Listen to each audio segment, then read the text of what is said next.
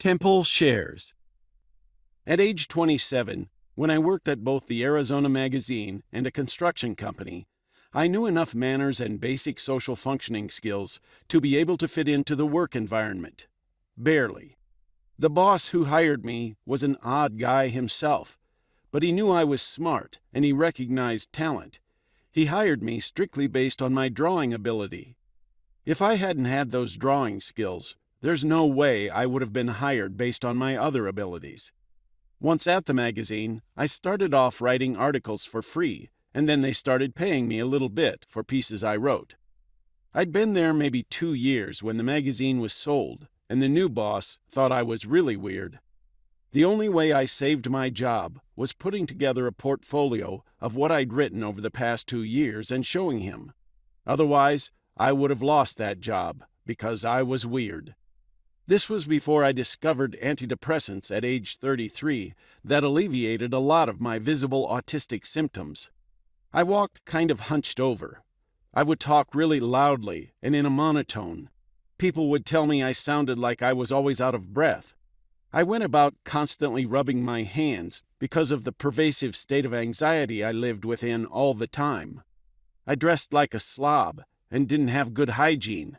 That's certainly not the picture of a person the typical world would say fits into society.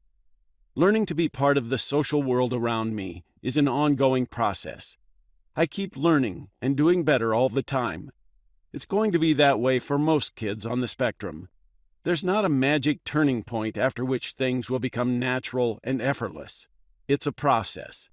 Some adults seem to be searching for a single something, a key that will open the door to the child's understanding of the world around him. That's not how it happens. Fitting into society in ways that foster positive social interactions is a series of doors, each with its own key.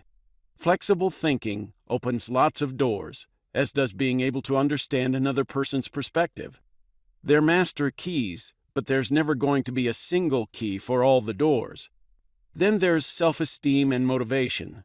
They're personal characteristics that keep the doors propped open so the learning and awareness can flow from one room into another.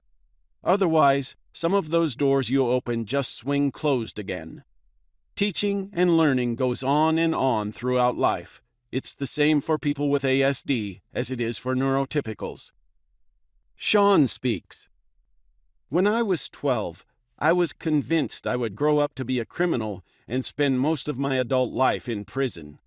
One of my fixations was on Charles Manson and his murderous family, because I felt that his fate would soon be mine, and I needed to compare myself to someone I perceived as worse off than I. Thankfully, that prediction didn't come true. My parents couldn't imagine what I would become, that one day I would be able to live independently, handle money, hold down a job, own and be responsible for a vehicle, live in and maintain my grandparents' family home, and have successful relationships. In the early 1990s, my mother and I had our first book published, There's a Boy in Here, something that opened the door to many opportunities that would otherwise have been unavailable to me.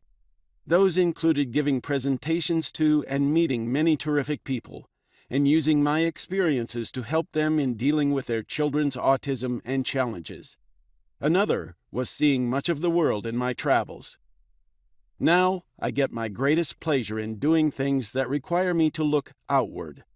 I have been a big brother with the Big Brothers Big Sisters organization, a prison mentor, and a volunteer at a local animal shelter.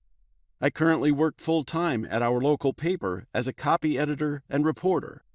I often have to interview people, which requires initiative on my part.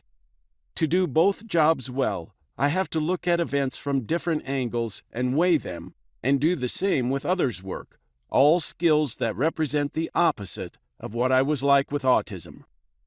Fortunately, fear is no longer a negative force in my life. What drives me now are interests, goals, and curiosity. I love to travel, meet people, and be in a challenging job in which no 2 days are identical. I've reconnected to my past in many ways. Thankfully, what's now missing from that connection is the pain.